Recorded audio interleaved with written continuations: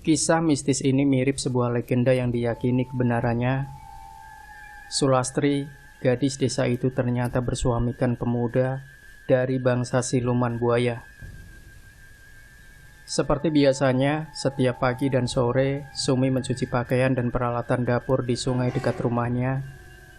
Kebiasaan ini memang telah menjadi kebiasaan penduduk desa yang terletak di pinggiran kali Cimenceri. Sore itu, kebetulan air sungai sedang banjir. Ketika sedang mencuci, pandangan mata Sumi tertuju pada sebuah benda hitam yang agak panjang, yang tampak mengambang di dekat pangkalan tempat penduduk biasa mencuci. Tanpa menaruh curiga, Sumi mendekati benda itu. Ketika dia menyentuhnya, mendadak benda itu bergerak. Tapi bukannya menjauh, benda hitam itu malah terus mendekatinya. Ternyata benda itu adalah seekor buaya, tapi masih relatif kecil. Mungkin juga masih bayi.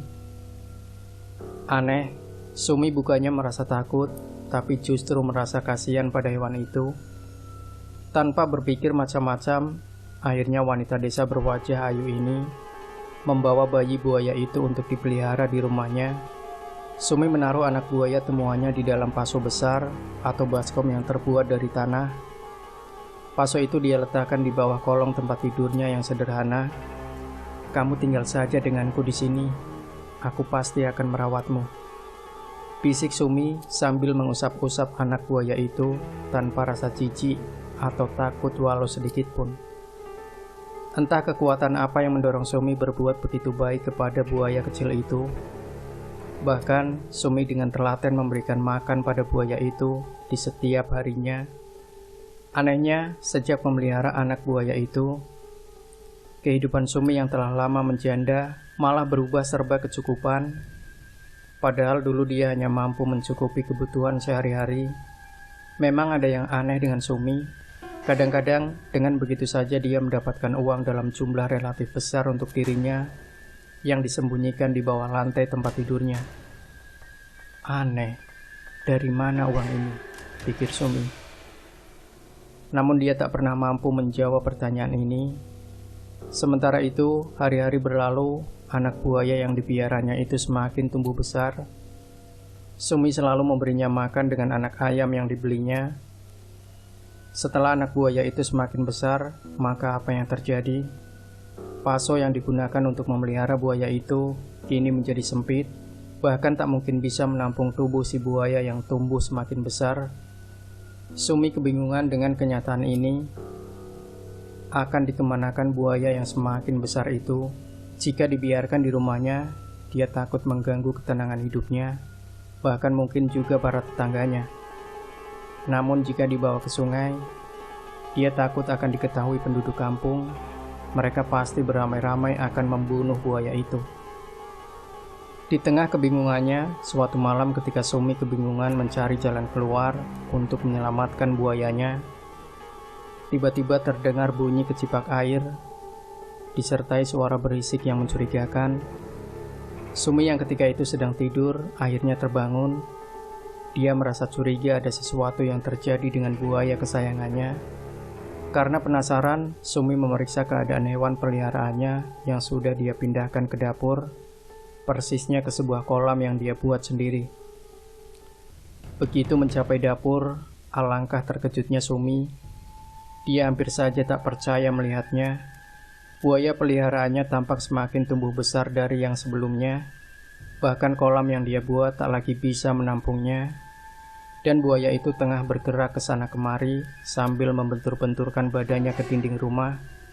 Untung dinding rumah bagian bawah peninggalan suaminya itu terbuat dari susunan batu bata, meski belum lagi sempat diplester. Kalau tidak, bisa saja rumah itu akan runtuh. Apa yang terjadi dengan buaya itu? Tanya Sumi dalam hati. Dia mulai dilanda kecemasan. Sementara si buaya terus membentur-benturkan tubuhnya ke dinding.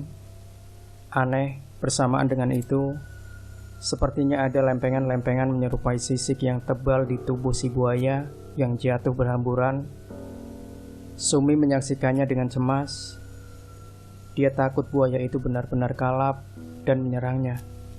Tentu akan sangat mengerikan Sumi tak sanggup membayangkannya. Sahabatku, mengapa kau marah begini? Kesalahan apa yang telah kuperbuat? Maafkanlah aku kalau aku sudah berbuat salah terhadapnya. Maafkanlah aku kalau aku sudah berbuat salah terhadapmu. Dan aku mohon, hentikanlah kemarahanmu, kata Sumi dengan hampir menangis. Dia sungguh-sungguh takut buaya itu akan merobohkan rumahnya, atau bahkan mungkin akan memangsa tubuhnya. Namun apa yang dipikirkan Sumi sama sekali tidak terjadi. Peristiwa selanjutnya malah membuat perempuan yang hampir menginjak usia kepala 3 itu terengah-engah heran. Dengan dada berdegup kencang, dia menyaksikan sesuatu yang sulit dimengerti oleh akal sehatnya. Ya, lihatlah apa yang terjadi. Beberapa lama setelah membentur-benturkan tubuhnya dan serpihan-serpihan mirip sisik itu berjatuhan, maka perlahan namun pasti hewan melata itu berubah wujud menjadi sosok pemuda belasan tahun yang sangat tampan dengan sorot matanya yang tajam. Melihat peristiwa ajaib ini, Sumi tersurut beberapa langkah. Dia nyaris tak percaya. Namun ketika dia menyadari bahwa itu sesuatu yang nyata, dia bermaksud segera pergi meninggalkan tempat itu guna meminta pertolongan. "Jangan takut padaku, Ibu Sumi," cegah pemuda jelmaan buaya itu ketika melihat Sumi akan pergi. Wanita itu segera menahan langkahnya. "Percayalah padaku, aku tak akan berbuat jahat padamu. Malah aku akan menolongmu. Tapi kau harus berjanji untuk tidak menceritakan kejadian ini pada siapapun. Anggap aku ini sebagai anakmu." "Baiklah," jawab Sumi. "Tapi siapa namamu, Nak?" "Namaku Joko Andelo," jawab si pemuda. Ringkas cerita, setelah peristiwa itu, kehidupan Sumi bertambah senang. Hatinya juga selalu bahagia dan terhibur. Sebab Joko Andelo terjun ke masyarakat dan disukai banyak orang. Tak hanya wajahnya yang tampan dan gagah, dia juga ramah kepada siapa saja. Banyak juga gadis desa yang tergila-gila padanya. Salah satunya yang menaruh hati padanya adalah Sulastri, kembang desa tempat Sumi lahir, besar, dan kini tinggal. Ternyata Joko Andelo juga sangat senang pada Sulastri. Keduanya pun saling jatuh cinta. Pada hari yang ditentukan, Joko Andelo akhirnya menikah dengan Sulastri dan mereka hidup bersama. Suatu hari Joko Andelo berkata pada Sulastri, "Sebenarnya Bu Sumi bukanlah ibu kandungku." "Bukan ibumu?" tanya Sulastri keheranan. "Lalu siapa ibu kandungmu yang sebenarnya?" Sulastri menatap penuh keingintahuan. "Ibuku ada di desa seberang. Maukah kau menemui orang tuaku?" Dengan hati penasaran, akhirnya Sulastri menerima ajakan suaminya. Mereka lalu pergi. Mula-mula berjalan menuju seberang sungai Cimanceri. Dalam perjalanan itu, Joko terus menceritakan bahwa di desa tempat tinggalnya sangat menyenangkan, penduduknya ramah, makmur, dan sentosa. Sulastri membayangkan keadaan di mana dia berada di sebuah desa yang amat ramai. Ketika dia sedang bermain di alam hayalnya, tiba-tiba suaminya berada di sebuah muka perkampungan yang sangat asing bagi Sulastri. "Inilah desa tempat orang tuaku tinggal," ucap Joko pada Sulastri. Sesaat Sulastri terkejut. Dia hampir tak percaya melihat desa yang tampak begitu makmur. Semua rumah penduduknya bagus, bercat putih bersih. "Lalu mana rumah orang tuamu?" tanya Sulastri. "Sebentar lagi kita tiba," jawab Joko. Mereka terus berjalan, tatapan penduduk semua begitu ramah menyambut kedatangan mereka. Di sana-sini saling menyapa, anak-anak kecil bermain kejar-kejaran. Semuanya kelihatan bahagia. Joko menuntun istrinya menuju ke sebuah rumah. Begitu masuk, mereka disambut oleh suami istri yang telah berusia separuh baya. Merekalah ibu dan ayah Joko Andelo. Sulastri tak tahu apa yang terjadi dengan suaminya. Yang pasti selama tinggal di rumah mertuanya itu, dia merasa betah. Jauh lebih menyenangkan daripada tempat tinggalnya. Tetapi dia teringat pada orang tuanya, sehingga Sulastri bermaksud pulang menjenguk mereka. Ketika hendak pulang dan mengajak serta suaminya, Joko tidak mau, karena harus menjaga kedua orang tuanya. Akhirnya Sulastri memutuskan untuk pulang sendiri. Dia pun berjalan sampai di muka perkampungan. Tetapi tiba-tiba dirinya langsung muncul dari hulu sungai Cimanceri dengan pakaian yang basah kuyup. Betapa terkejutnya dia pada kenyataan ini. Namun setelah kejadian itu, barulah Sulastri tersadar bahwa Joko Andelo suaminya bukan manusia biasa, melainkan sebangsa siluman.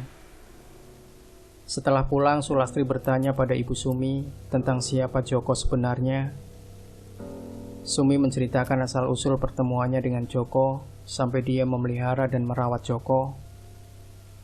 Beberapa bulan kemudian, Joko menjemput Sulastri ke rumahnya, tetapi Sulastri tidak mau ikut karena dia merasa bahwa alamnya berbeda. Lalu Joko Andelo berpesan pada istrinya, jika Sulastri ingin bertemu dengan dirinya, maka pukul saja beduk. Dengan begitu, dia pun akan datang menemuinya. Tetapi karena penduduk tempat tinggal Sulastri beragama Islam, dan setiap waktu sholat terlebih dahulu memukul beduk, jadi Joko mengunjungi Sulastri sebanyak 5 kali dalam sehari. Maka di sungai Cimanceri kerap bermunculan buaya. Konon buaya-buaya itu adalah pengantar Joko ketika pergi dan pulang kembali. Akibatnya warga pun menjadi resah. Hingga pada suatu hari, Sulastri melahirkan seorang bayi, dan bayi itu diserahkan pada Joko dengan syarat Joko tidak muncul lagi untuk menemuinya. Begitulah, kini tak ada lagi buaya yang muncul di Kali Cimanceri. Sejak ratusan tahun silam peristiwa ini terjadi.